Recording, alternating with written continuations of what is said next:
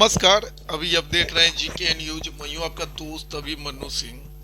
दोस्तों, बेगूसराय जिले से बहुत ही बड़ी खबर आ रही है। जिनका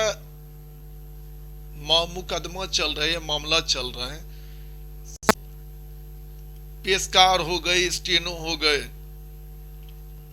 पियून हो गए, सभी खुद को अपने आप को अलग कर रहे हैं। अनिश्चितकालीन हड़ताल पे जा रहे हैं 16 जनवरी से। नोटिफिकेशन बेगूसराय में जारी भी कर दी गई है। जगह जगह पोस्टर बैनर लगे हुए हैं। ये बड़ी अधिवक्तागण जो है उनसे भी मैंने इस पे राय लिया, जिससे ये जानकारी करने के हम लोग कोशिश की है कि ये जो बंदी जो किया जाएगा, ये बंदी से आखिर क्या प्रभाव पड़ेगा।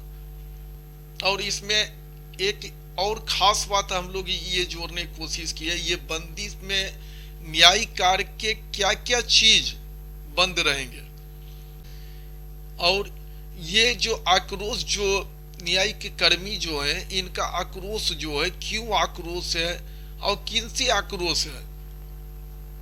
जहां के माननीय सर्वोच्च न्यायालय हो, उच्च न्यायालय हो, वो आदेश जारी करते हैं, आखिर वो आदेश कौन नहीं मान रहे।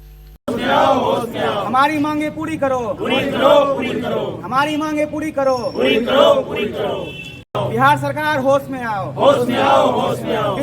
लाकर जिला स्टेट से जिला कैडर कर दिया गया है, उसे फिर से स्टेट कैडर में बहाली की जाए। विशेष न्यायिक कैडर की मांग, विशेष न्यायिक कैडर की मांग की जाए।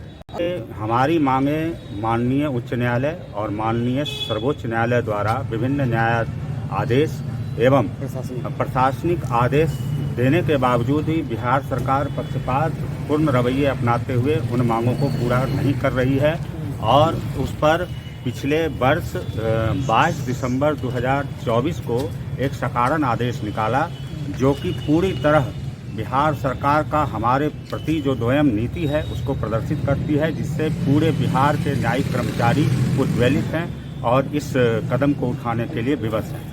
अगर आप लोग की मांग पूरी नहीं होती है तो क्या करेंगे आप लोग?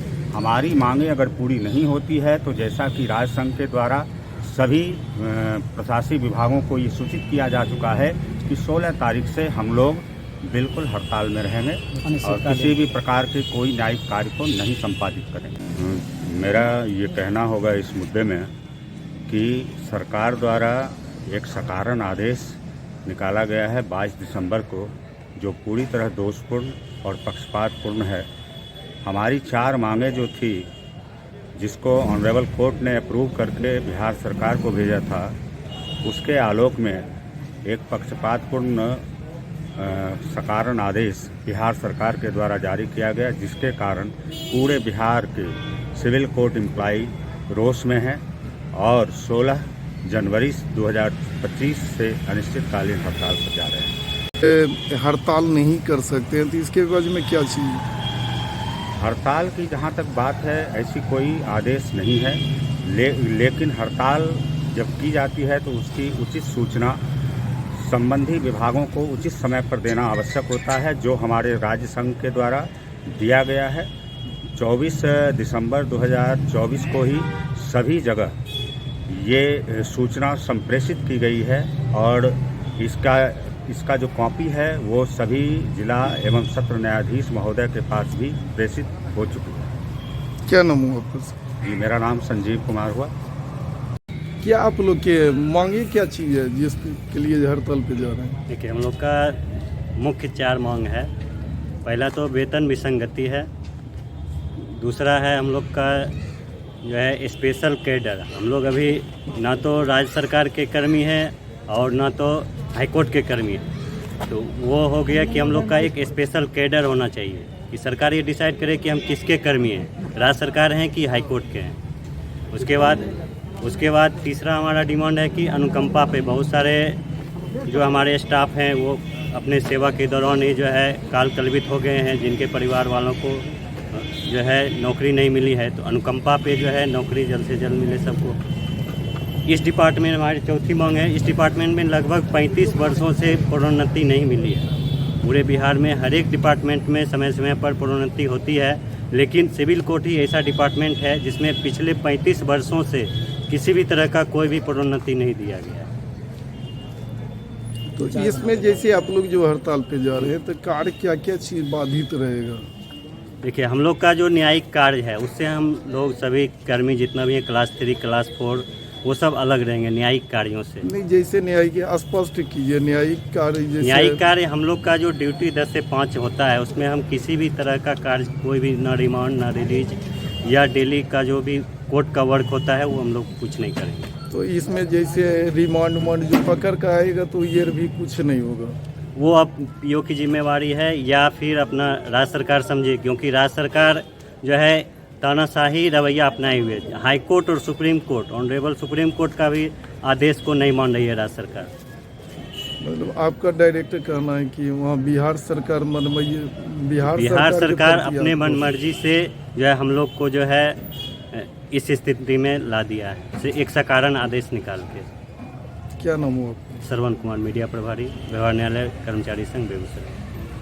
आप लोग ये मांग मानिएगा या आप लोग समर्थन रहेगा कि आप लोग अलग हो जाएंगे? नहीं, मेरा नाम हुआ राजकुमार पासवान और मैं भी व्यवहार न्यायालय संघ का सदस्य हूं और मैं हड़ताल का पूर्ण समर्थन कर रहा हूं और मैं 16 जनवरी 2025 से मैं अपने संघ के अनुपालन सशर्त पालन करूंगा और हड़ताल में समर्थन रहेगा। मतलब जो भी आदेश आएगा आप लोग जी हाँ, जब तक हम लोग का राज्य संघ का जो भी आदेश नहीं आएगा तब तक अनिश्चितकालीन हड़ताल का समर्थन करेंगे। क्या लग रहा है सर आप लोग का ये जो मांग है, मांग पे कितनी आगे तक सुनवाई होने वाली है कि ये मांग आप लोग दबाने की कोशिश भी किया जाएगा? बिल्कुल किया जाएगा। शुरू में ही टर्मिनेशन वगैरह की धमकी तो मिल चुकी है, लेकिन जब तक हमको हमारी मांगें पूरी नहीं होगी तब तक हम पीछे नहीं हटेंगे। कुल मिला के अगर हम लोग बोले कि आप लोग धमकी भी मिल चुकी है? हाँ, धमकी भी मिल चुकी है, लेकिन हम तब तक डटे रहेंगे जब तक कि हमारी मांग पूरी हो जाएगी और महासंघ से जब तक निर्देश नहीं आएगा हटने के लिए तब तक हम लोग नहीं हटेंगे। क्या नाम हुआ? निशिकांत दिवाकर। अन्य विभागों में जो है वो साल दर साल या जो है समय समय पर प्रोन्नति होते रहती है। यहाँ पर मतलब 10-10 सालों से जो क्लर्क हैं वो क्लर्क के ही कैडर पर रहते हैं। जो रिश्तेदार हैं वो इंचार्ज हैं, वो 20 साल के बाद भी वो सेकंड क्लास मजिस्ट्रेट के जो है वो क्लर्क बन सकते हैं। और वो जो क्लर्क हैं वो डायरेक्ट मतलब कोई यहाँ पे वो रूल सिस्टम नहीं है। और बहुत सारे स्टाफ जो दिवंगत हो गए उनके जो आश्रित हैं वो कई साल से वो रोजगार के आस में लगे हुए हैं। कोविड में हमारे साथी थे सुबोध जी, हमारे ही कार्यालय में वो जो सहायक थे वो गुजर गए। अभी तक उनके जगह पर उनके पुत्र का या उनके आश्रित का जो है वो नहीं हुआ है। मेरा नाम मुकुंद कुमार मिश्र, व्यवहार न्यायालय बेगूसराय में। सर आप लोग प्रोटेस्ट कर रहे हैं आज? हमारी मुख्य रूप से 4 मांगें हैं। पहली मांग तो है कि जो वेतन में विसंगति है वो हमको दिया जाए, स्नातक स्तरीय वेतन हम लोग को दिया जाए।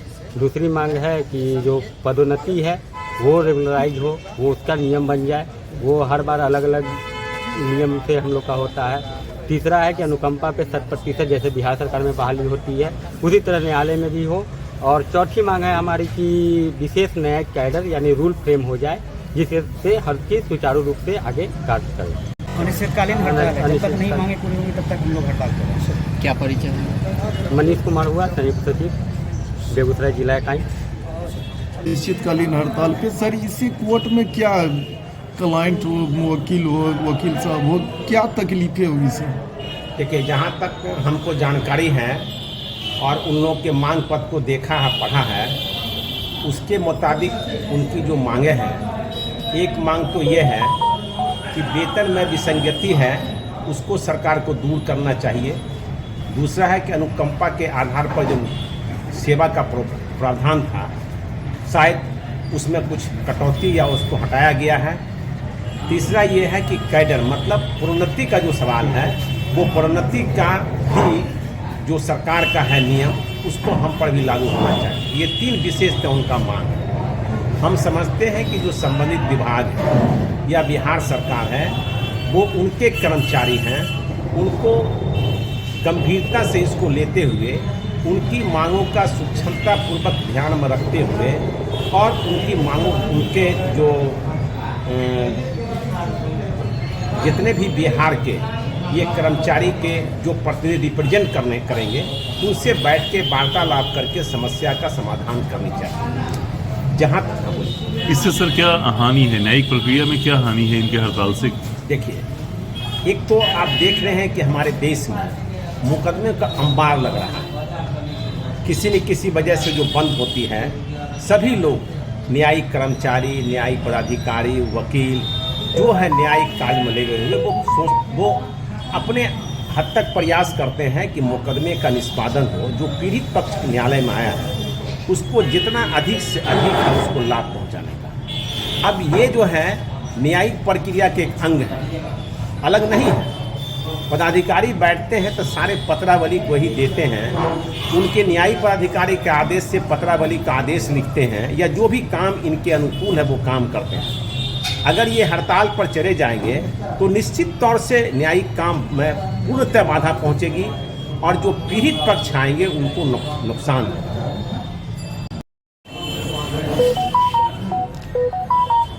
सर, ये लोग जो हड़ताल पे आ रहे हैं किनके आदेश से और किनको सूचित करके ये लोग हड़ताल पे आए हैं? देखिए, हड़ताल तो कोई करता किसी के आदेश से नहीं।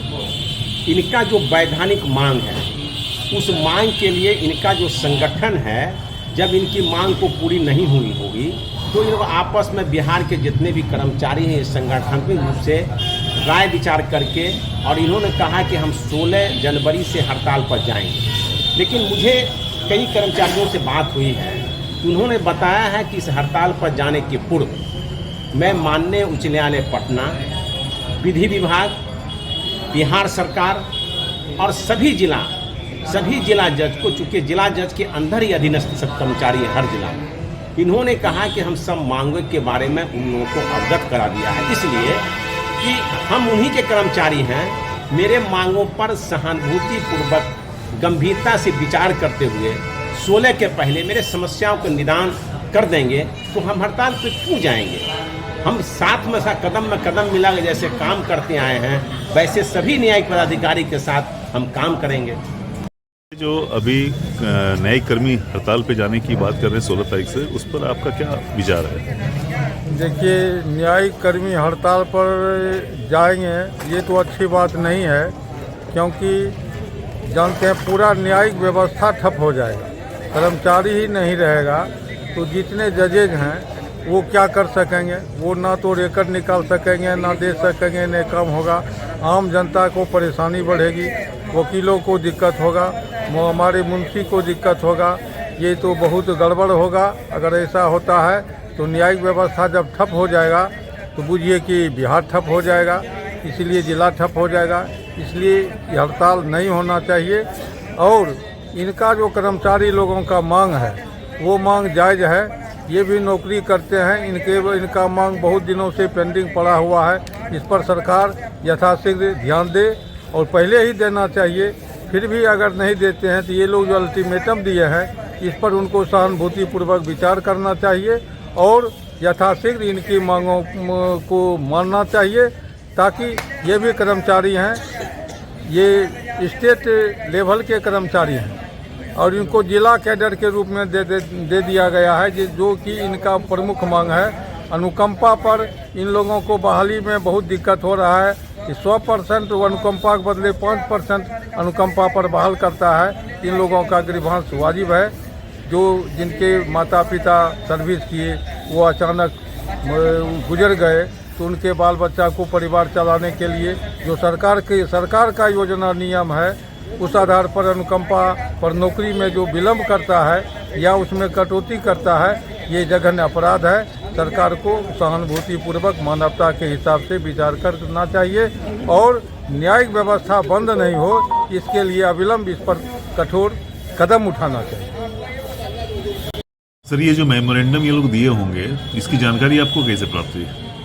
देखिए, कल जो बेगूसराय व्यवहार न्यायालय के न्यायिक कर्मचारी के अध्यक्ष और सचिव राजीव जी, संजीव जी, उनसे मेरी बात हुई और कई काम करने के दौरान हमने मुस्कुराते हुए कहा कि आप लोग हड़ताल करेंगे, इससे पब्लिक को कितना नुकसान होगा और आप लोग को सूचित किए कि नहीं किए। तो उस पर उन लोगों ने जवाब दिया कि नहीं, मेरी जो मांग है इस मांग पत्रों का मेमोरेंडम की कॉपी हमने माननीय उच्च न्यायालय पटना, बिहार सरकार, विधि विभाग, जिला जज महोदय को, सभी संबंधित विभाग को हमने 24 दिसंबर 2024 को दे दिया है, ताकि अगर इसी मांग पत्र पर सहानुभूतिपूर्वक विचार करते हुए हम लोग के प्रेसिडेंट सेक्रेटरी से बात कर लेंगे तो शायद हड़ताल की नौबत नहीं आएगी।